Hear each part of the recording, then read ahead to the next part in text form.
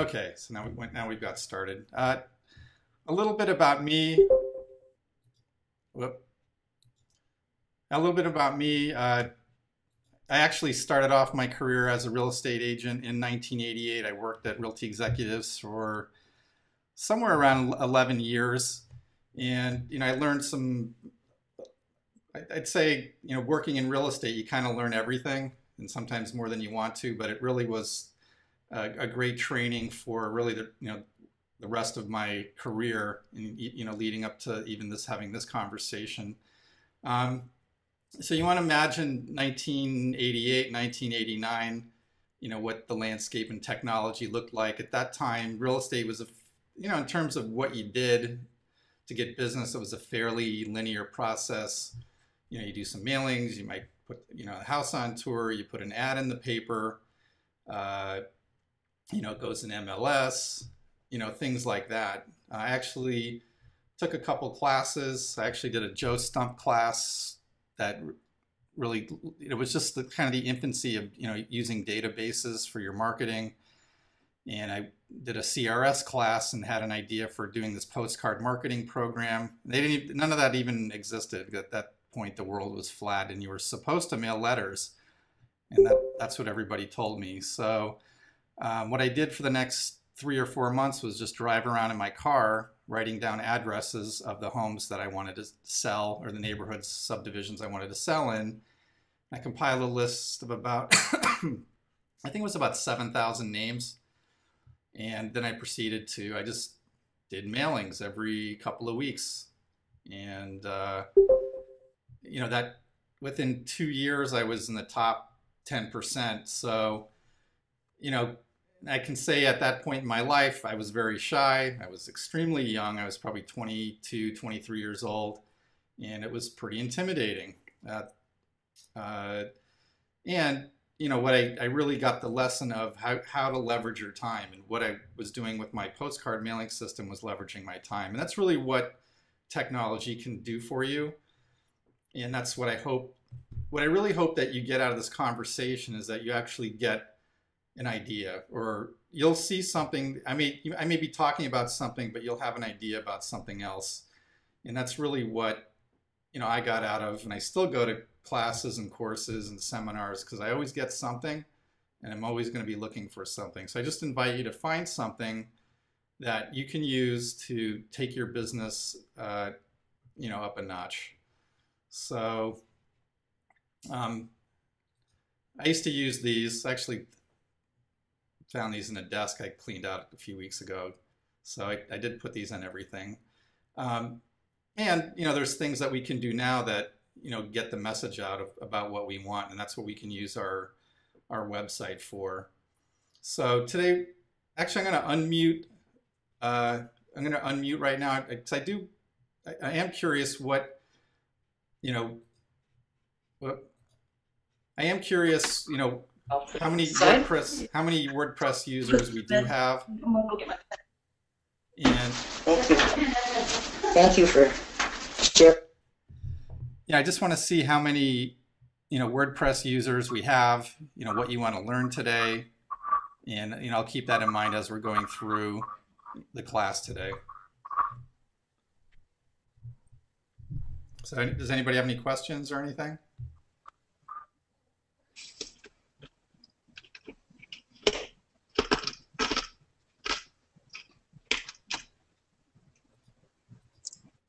Okay, so let's get started. We're going to be talking specifically about WordPress. So WordPress is nothing fancy. It's just software that you can make a website out of. It's not scary. It's actually very user friendly, why it's become one of the most popular website platforms on the internet today. We're going to take a look at the dashboard. And that's really kind of the control panel of where you do everything. We're going to be looking at posts and pages, what the difference is, and how to use the WordPress menu system, which is pretty cool. When I started making websites, when you would make a navigation menu, you had to hand code everything, and it took a while. Or you used a program like Dreamweaver, which made it, but if you wanted to move things around, it still wasn't that simple. WordPress plugins, widgets. When I do this live, we do a hands-on version, but on the webinar, it's just going to be, I'll be just talking about and demonstrating how things work so you can see, see how that goes. Why do people use WordPress? Well, it's easy. You don't have to know how to code, and you'll see examples of how I'll be doing things where in the past it would take a while to code things, and you don't have to do that anymore. It has a content manager. Used to be when you would upgrade, put new pages on a website, you'd have to call your web guy and he'd have to upload it to the server, and it was this big long process. Well, not anymore. Highly supported. There's hundreds of thousands of videos on YouTube. I think I learned everything about WordPress on YouTube.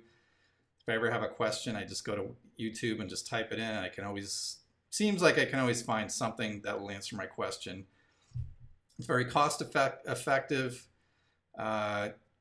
Even content managers 10 years ago would cost thousands and thousands of dollars. So, now it's extremely robust and very, very inexpensive. And, probably the thing that most of you guys are here for is search engine optimization. We want to be found online. We want consumers to find us. Zillow has got a lot of content online and they get found. That's how they do it. Now, and there's no reason as an individual, as an agent, that you can't get found online as well. And there's ways to really, compete with Zillow in ways that they can't, because they're big and bad, but there's things they don't do so well either. So now we're just going to log into WordPress, and it's very easy to do. So let's. So this is my test website that we're going to be working on. It's actually one of our new video themes that we just launched. Pretty cool. So to log into this, I'm just going to take the domain name /wp-admin, type in my login and password. In this case, I already have it stored, so it just went right in, but and the first time it just gives you login and password on the screen, and now I'm logged into the dashboard. And you'll see a lot of stuff, and you don't have to worry about most of it because you're not going to be using it. Your web guy that sets it up for you will be. Primarily what an agent is going to be using in WordPress are posts, pages, and you might dig into the menu once in a while. And it doesn't mean you're not going to play with some plugins. And a plugin in WordPress is just something that gives you additional functionality. Like I'll show you when we do a practice post how I automatically have every post I do syndicate out to social media, so I don't ever have to do any extra steps. It's doing everything automatically. Let me just go back to my little outline here. Whoop. Okay, let's take a look at posts. So when I want to make a new post well, let's take a look what is a post.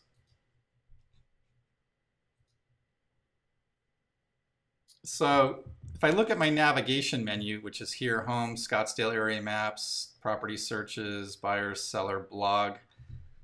Let's take a look at, it's kind of a sub blog. I'm starting a category called things to do in Scottsdale. So when I do so the difference between posts and pages are static. They're going to remain the same. So every time I come to this website, I'm going to see property search right here.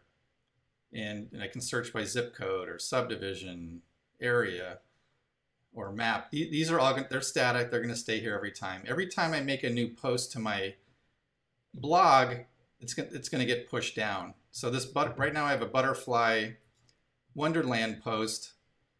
And when I make another post of things to do in Scottsdale, it's going to get pushed down. So your blog is constantly changing, and that's one of the things that Google likes about WordPress is you're always showing them different things, and they have to come by and look for new things versus just setting up a website, setting it and forgetting it. you actually go out of favor with spiders for the search engines, and they stop crawling your site if you don't add new content. So let's take a look at what it looks like to make a post. So I'm going to add a new post. And it looks a lot like, to me anyway, it looks just a lot like Microsoft Word. And we call this the WYSIWYG editor, or what you see is what you get. Okay, Bill Wendell, you had a question. Moving from template design to managing your own site. I'm going to unmute you. Bill, can you say more about your question?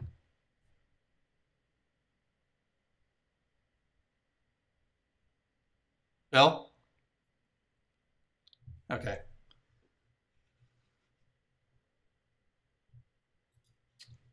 So what does it look like to actually make a post? Well, you know, I think you're getting back to me here. Can't unmute. Bill, you can talk. I've unmuted you. Can you hear me now? Yeah, we're just getting some background noise, so I just muted everyone. Apologize for that. Okay, well, if you can hear me, for a few years I maintained my own site on Squarespace, found it a lot of fun, and then I moved to a third party that had a templated site, and I'd like to get back a sense of ownership and do some more imaginative things than a template can enable. So my hope at the start was, you asked what kinds of things would you like us to cover, and that would, if you could keep that in mind, templated sites versus do-it-yourself sites. I mean, one of the things about WordPress is, I mean, there's hundreds and probably thousands of template designers. So you can actually buy a WordPress template and do customizations on it yourself. And you can actually create WordPress from scratch. So, you know, it's just a matter of what it's really, you know, everybody thinks WordPress is all templates. Well, the reality is you can make whatever you want. So, you know, there are no limitations. You actually own your WordPress websites. So, you know, which is important because if you ever move, or, you know, if you have the templated website, you know, with your broker and then you move to a new broker, you actually leave all that work behind, which is really unfortunate because one of the things about a website is the longer it sits online, the more valuable it becomes. You know, Google is looking at, when they look at a website, you know, they're looking at, you know, when it starts off, is this a spam website? There's thousands and thousands of new spam websites that come on the internet every day. So,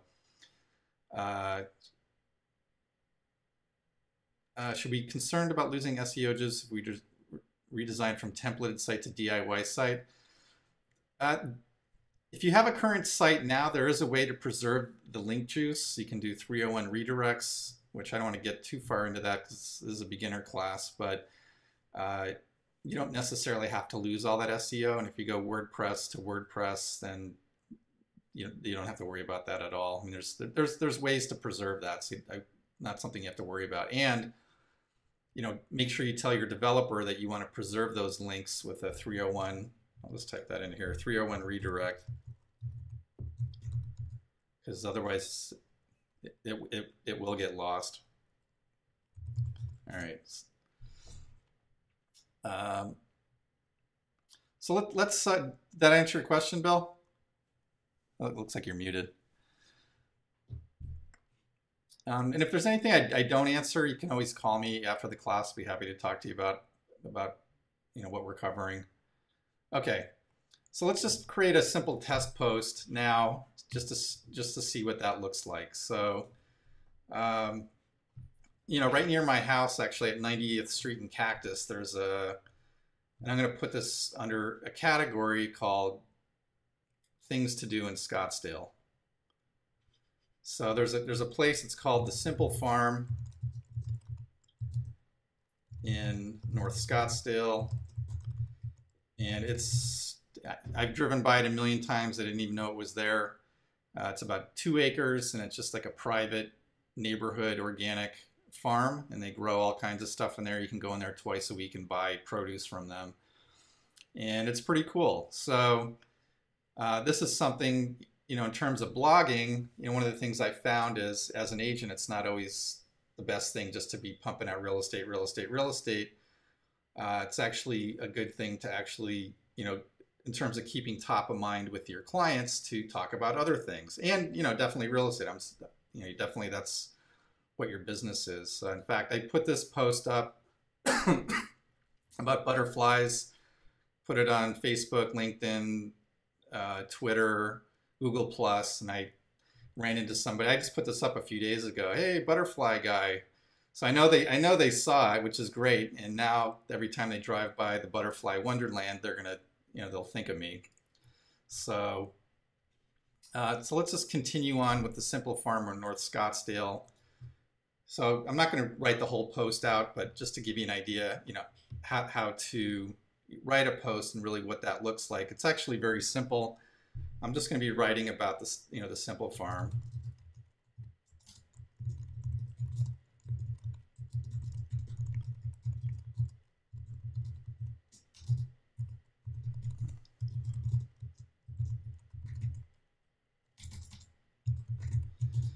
And I would continue to write about 100, I don't know, maybe 200 to 300 words about the simple farm. If I want to put a photo in, very easy to do. Again, I don't have to know code. I'm just going to click Add Media button, and I'm going to just pick out a photo here. I'm not going to publish this, but we'll pick out. It looks like the simple farm, golf course. And I can display it however I want on the right, the center, left, none. In this case, I want it on the right. I can play around with the size. I can put it in the post just with a click. Maybe it's too small. Maybe I want it bigger. I can just drag and move it around that way. So again, if you're doing this on other types of websites, you have to know code. Is the code here? Yes. So when you're in WordPress, there's two different tabs. The visual tab, that's what we call the WYSIWYG. What you see is what you get. And then the text tab, which I don't know what they call it, the text tab. It seems like it should be the other way around, but the text tab actually has the code. So if you know anything about code, you can actually start to play around with things. So there's the code that puts the picture in.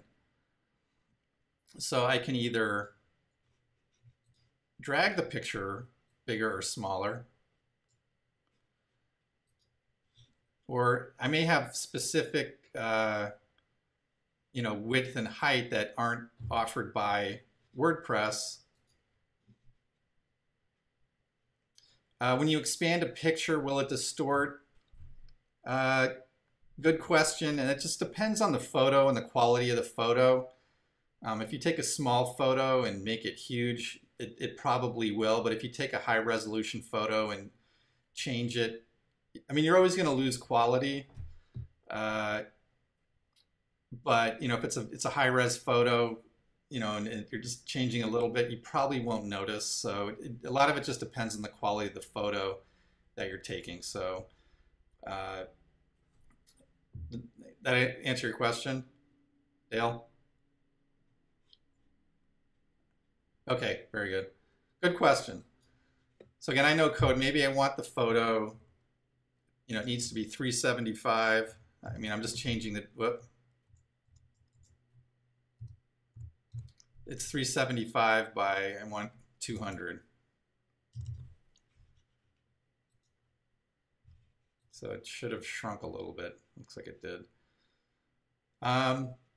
Maybe I want, whoop. Maybe I want to put a video in. How do I put a video in? Well, let's check it out. I actually made a video of the simple farm a while ago for somebody.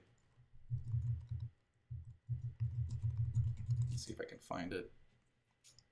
There's a simple farm video. Hi, I'm Sean. And let's embed it into. There's a couple ways that you can embed a video. One is you need to get the embed code. And if you're getting the embed code, I recommend making sure that you uncheck show suggested videos when the video finishes, because you don't want to be showing your competition's videos on your website. So let's grab the code and let's go back to the post. One of the things is you'll know if you made a mistake with dropping code in. Like if I put the code in here,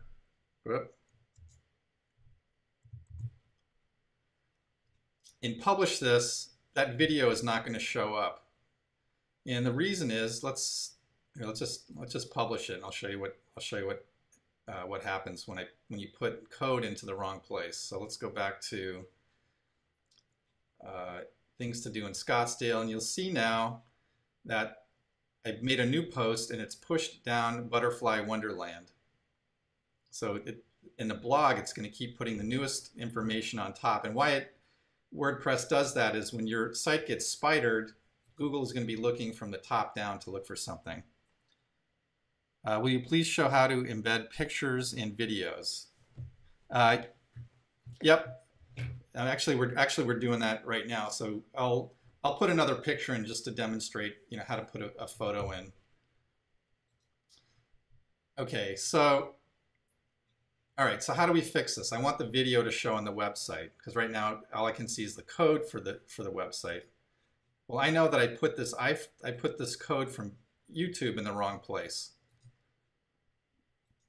I can put it over here in the text tab. So I'm going to come down here. I'm going to put that in right there. Let's update it. And now I should see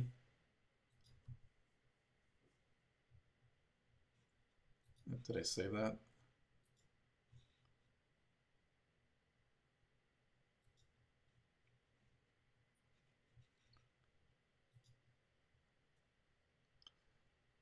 All right, what did I do? Mistake.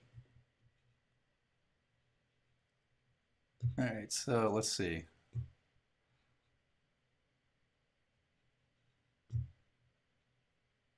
All right.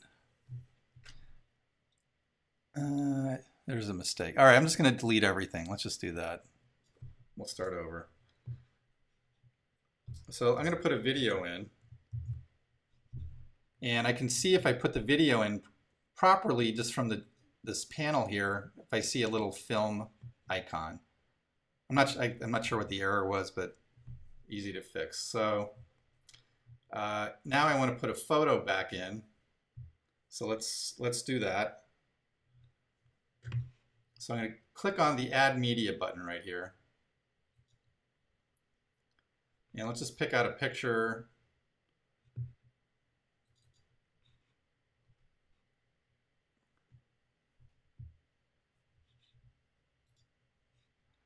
And it's going to go on the right. And let's insert it into a post. And there it is. So when I update this now,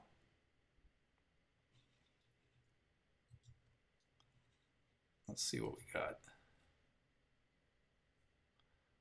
Okay. Yeah, I'm not sure what I did before. I left off something, but that's the nice thing about WordPress. Easy to fix, no stress, just delete it and start over. Got my text, got my photo, and I've got my video. There is another way to put video in, which is you can take the URL, copy that, Command C or Control C on a PC, and let's go back over to here, and I can let's put the link in, Command V, and I want to change this S, HTTPS to a V, and that's just a way for code, we're just telling it that it's a video, HTTPV. So let's update that. And let's go back to refresh. Now we should have two videos. And there it is right there. So you can either get the embed code or put it in with that you just have to make sure you have HTTP and you have to add the V. So if you forget how to do the video embed, go, oh, okay, I can just change the HTTP and add a V for video. Very, very easy to do. All right, so I actually don't want to leave that up there. I'm going to unmute everyone, and I just would like to take some questions.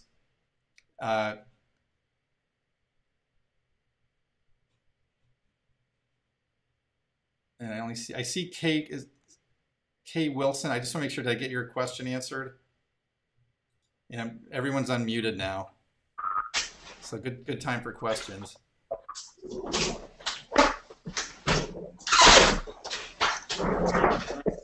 They showed first that there was a guy sitting there. He didn't have a shirt on at all. You could just see this guy. He was eating. Yeah, muted everybody. Yeah. Dave? Yeah. So the photographs that we saw when you wanted to add a photo, were those photos saved on your desktop? In your photos? Those those I had actually in WordPress. I had uploaded them before, but let's put one in real quick. Let's just do one real quick for one I have on my hard drive, just so you can see. So let's just do that real quick. So let's edit.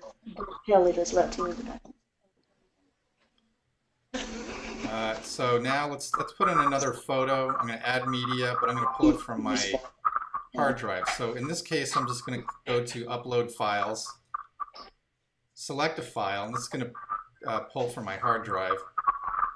And now I'll just put a logo in.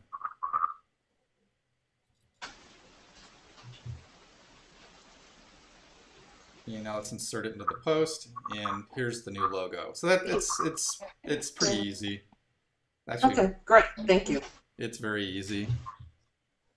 So we got a question from Bill Wendell. Returning emails into posts. Is it possible to cut and paste sections of an email or comment Facebook page? Oh yeah, you can copy. Oh, formatting issues.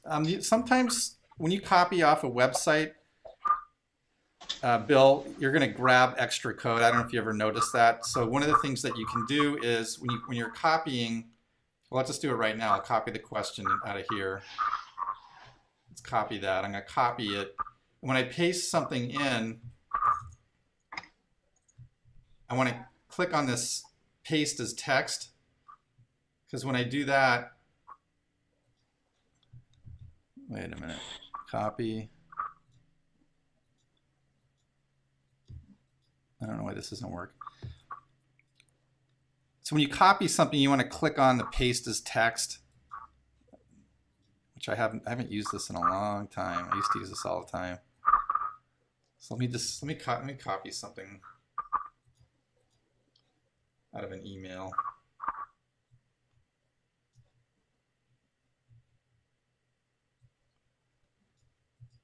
Copy.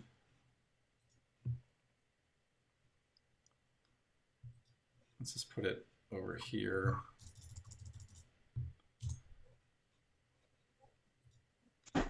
Paste as text. Yeah, I don't know why it's not pasting. You can. The other way to paste in is you can actually look in the text tab and just look visually to see if you copied anything extra over. And that's another quick way. So you get out of the visual tab and go into the text tab.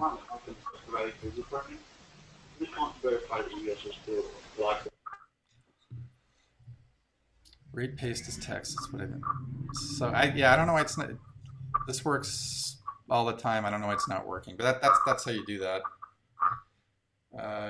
Typo. Minimize time needed to tweak the formatting. Okay, I think we got to that.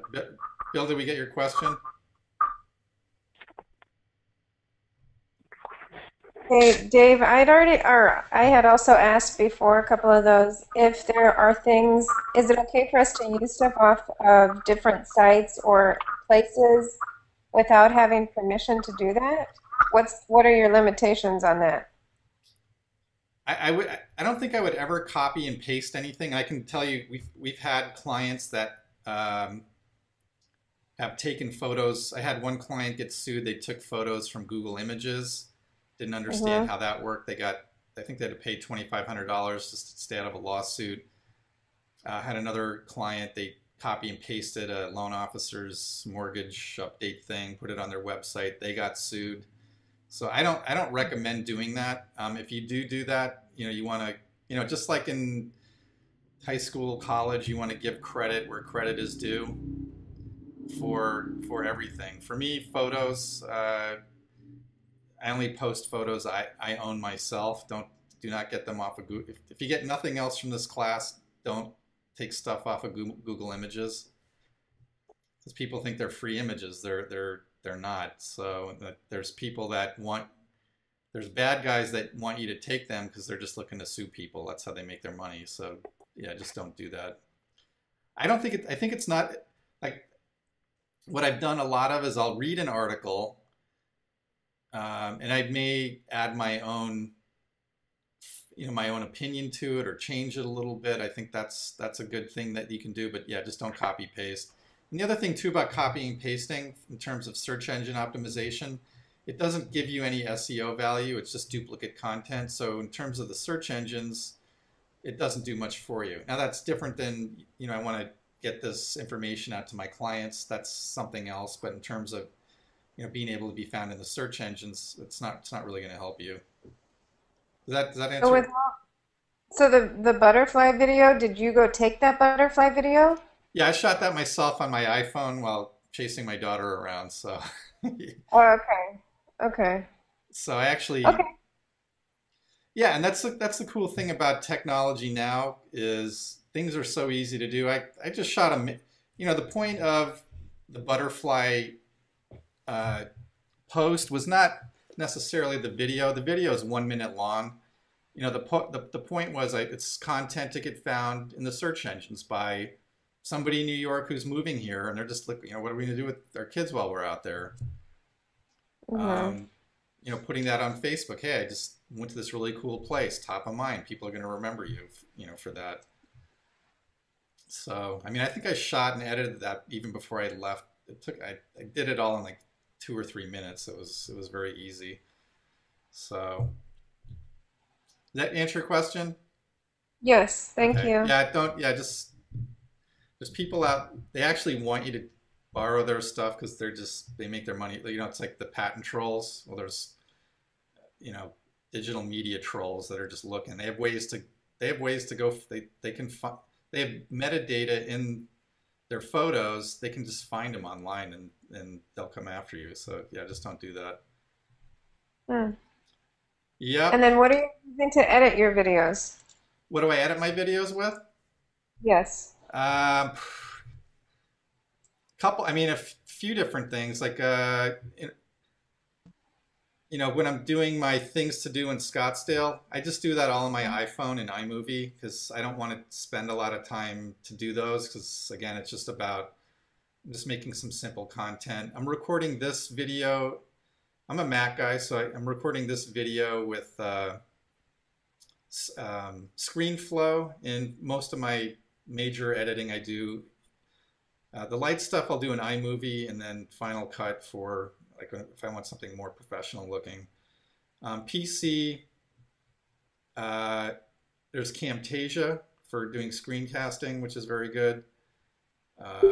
Pinnacle Studio is a good program. Sony Vegas. It just depends what you're using. There's no right way to do it, but I can tell you what I use and I've used for a few years. Okay. All right. Okay. Any other questions? Then we'll get back to we'll get back to the program. SEO question. Do Google spiders look only for new blog posts, or they can pick up tweets if they are embedded on your site or homepage? I'm not sure about the tweets, but I do know that the new blog posts for sure. Yeah, I don't know that you get benefit of, if you're, showing your blog posts on your website. Don't, I wouldn't quote me on that, but I'm pretty sure I don't know that gives you much value necessarily. Do you provide step-by-step written directions first of all as we learn how to effectively do this? We actually do have tons of video on how to do everything, which I think is going to be better than written. I know for me, seeing it and reading about it, very different experience when it comes to using software. And we do classes, beginner classes, just to go over how to do everything about every other week, and we have those all taped as well. So the other thing I want to point out is, so where are we? I did have the option for this post. I can automatically send to, if I check these boxes, I already did it, so it's too late, but I checked these prior to me sending it out. I could have gone to Facebook, Twitter, LinkedIn, and Google. Very easy to set up. You don't want to mess with it. We do it for our clients. It's really not very easy to do. Sometimes I usually like to do mine manually because I don't necessarily want every post going out, so I'll do that myself, and I'll just pick and choose which ones I want to go out. So, the other thing that's cool is, not everything has to go out immediately. When I publish, let's get out of this one. Let's make a new one just to show you.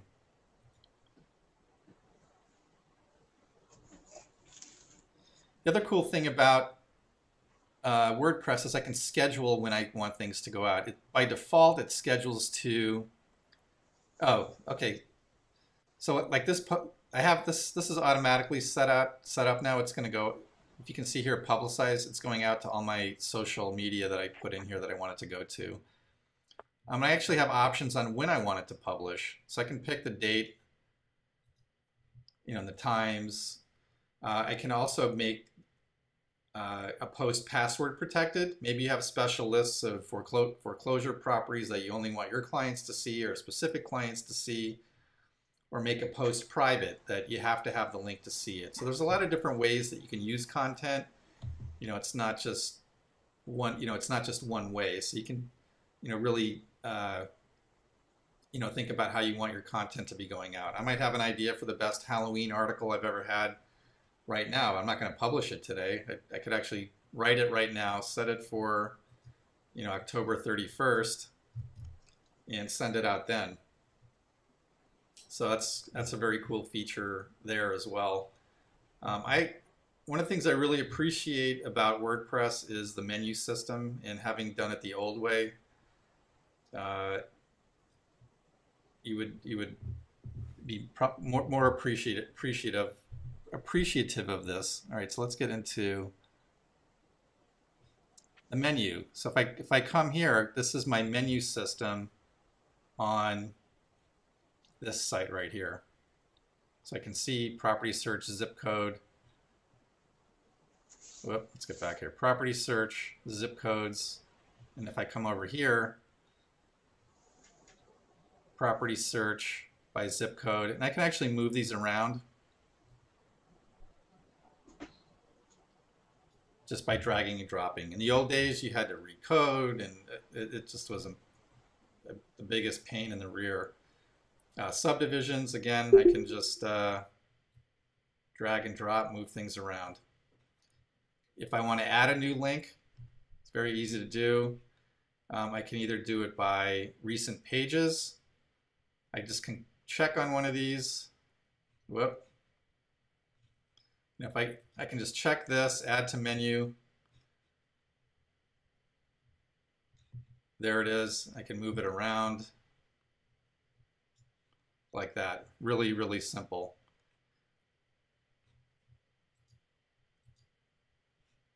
So any questions on how to do that? Whoop.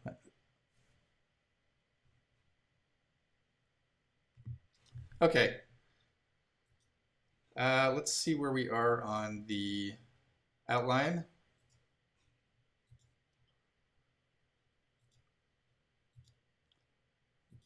Did the post. did the photos, publishing settings. Let's take a look at pages real quick, because posts and pages are very similar. So we saw what posts looks like, what they look like. Now let's look at a page.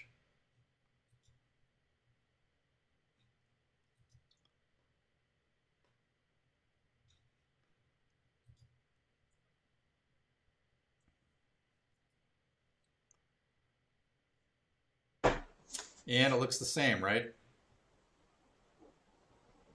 With the exception of there's no categories, because we're not putting them into a category. They're just static pages. So like the Scottsdale area map, this is a page. Okay? So don't get messed up with posts and pages. I've had people got very confused about this. Page, it's just static. Could be your contact page, your about me page. It's going to be on the same place on your website for as long as you leave it there. Posts, always going to be placed at the top, and that's going to be in your blog. That's the only difference. All right.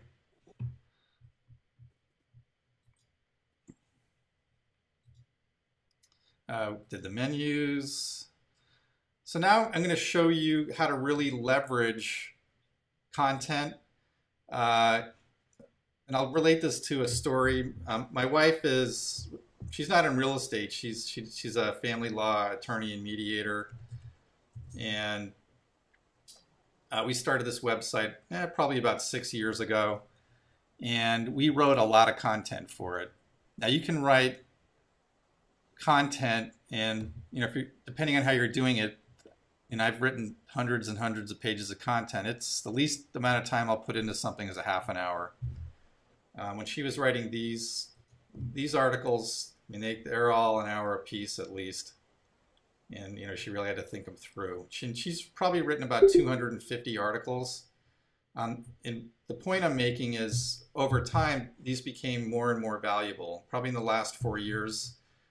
We've been tracking just from traffic from the website, just from content marketing. It's been about $250,000 in trackable revenue just from leads that came off the website, people looking for information. She's probably got it on here. You'll see lots and lots and lots of content. And this is what you want to be doing in the areas that you work in. So if you work in McDowell Mountain Ranch, start creating content about McDowell Mountain Ranch. And we can do that very easily in WordPress using our custom IDX. And it's just as simple as writing a blog post. So let's create a new post. And let's do a post on a subdivision. So let's go to the map and why don't we do all the homes for sale in Terra Vita. Let's see how many there are first. Whoop.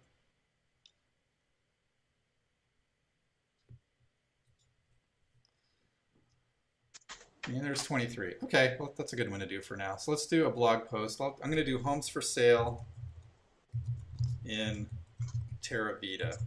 I may even have a client who's looking for a home in Terra Vita, and I want to get them a search of the properties in Terra Vita. But I really want them to be on my website.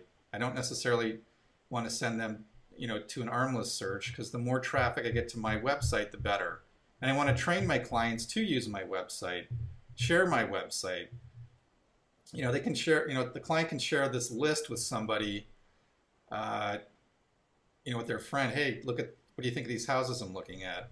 So let's do homes in Terra Vita for sale. And did I spell Terra Vita correctly? I think I did.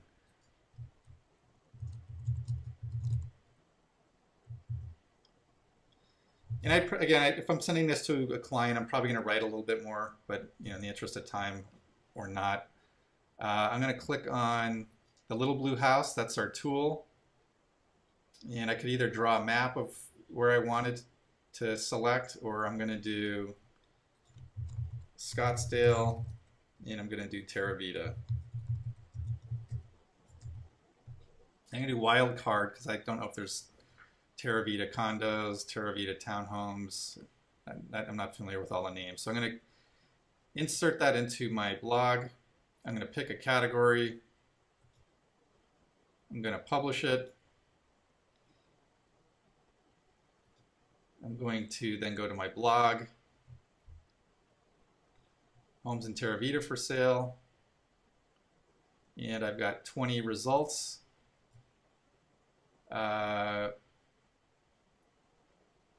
Which I can now, a couple things have just happened. I've made some content for my website.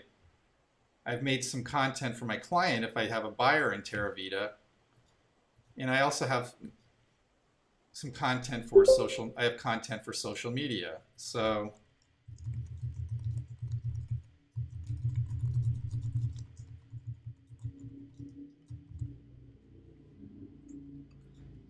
I just got a lot of work done in 2 minutes or less.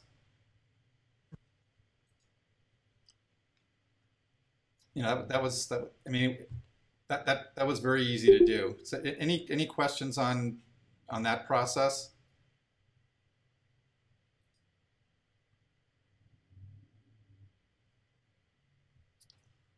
Okay. All right. So, you know, really, you know, if you want to be found online, the biggest problem agents have is they just don't have enough content. Very easy to do what I just did in what you're already doing, which is talking to buyers and talking to sellers. If you're going on a listing appointment in Terra Vita and they ask you, how are you going to get my house, how are you going to get me found online? Well, you make content for it. So the more content that you have, the more you're going to get found. I did a class, I don't know, a couple of weeks ago. I had somebody ask me, you know, real world on the court. They said, you know, I said, tell me about a buyer you're working with. They said, well, I have someone who's looking for a horse property in 85260. So if you make a post for horse properties in 85260, you give yourself a chance to be found in Google. You know, Zip Realty, Zillow, I mean, they're all there. But they're going after addresses. So when you start really digging down into niches, you know, subdivisions, features, that's really where the magic starts to happen for real estate agents, especially the digital marketing. So when I click on this, it takes me, this is one of my other demo sites. You know, I made this content, it's now searchable in Google. So the point of doing these activities is to be found in Google. So we're not creating more things to do. You're already working with buyers and sellers. I'm not saying get rid of Armless, but you can actually start to do the work on your own website and actually create the searches there. So, you know, if you're interested in our services, you can send me an email to davem@ifoundagent.com, or you can visit our website at ifoundagent. And you know, first of all, you can take a look at our you know, we've got a lot of different designs. We just launched this video theme. If you don't want to do blogging, we actually have a service that will do the blogging for you. You just tell us the areas you want to work in, and you can get started. Oh, thanks, Bill. Everything's mobile responsive. So, for example, you know, because you want clients to be looking at your website, not spending time on Zillow. So now you can actually send them, say, hey, when you're out bopping around looking at properties and you see something, use my website. This is what that website looks like on your cell phone. Search nearby. I'm at 85260.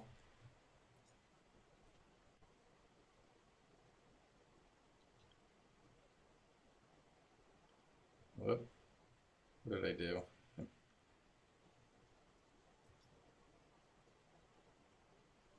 And it's going to give me the properties that I'm sitting somewhere over here. But it's just very easy for your clients to use. You don't want them to lose it. Everything they look at is whatever, even if it's not listed by you, it's going to go, that contact information will go to you. And really all of our websites are really optimized for lead generation. Everything is tagged for, contacting the agent, searching properties. We also do maps, very different than probably what you're used to seeing.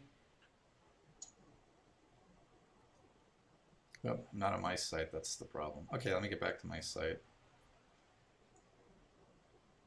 So, when you click into a property, it just,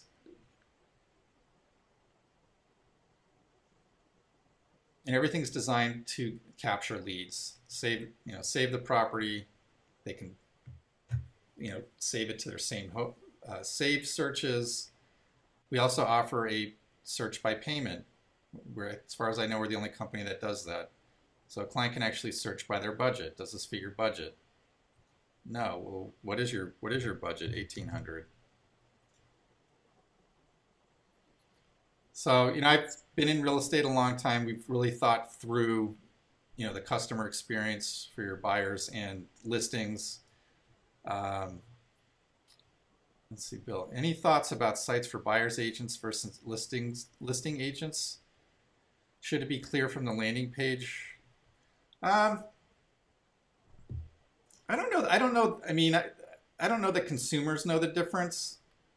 I do. We do have agents making more specific websites for like areas and communities. The Greyhawk group is just about homes in Greyhawk.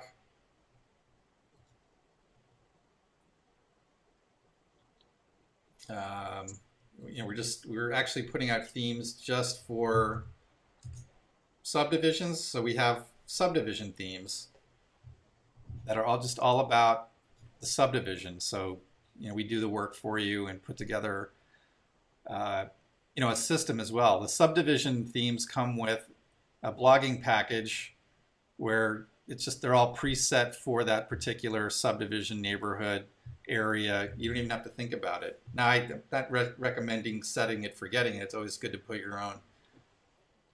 It's always good to put your own content in. I mean, that's really where good things happen. The more content you have, the better. So, anyway, any other questions?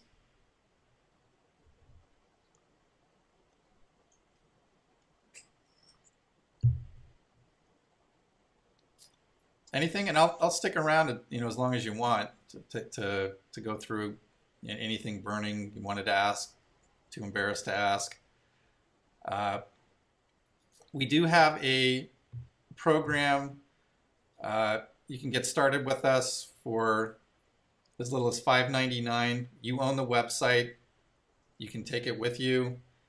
And our hosting fee includes, hosting. It's a managed WordPress hosting solution, so we take care of all the updating, backups, as well as your feed, your armless feed, and we do support as well.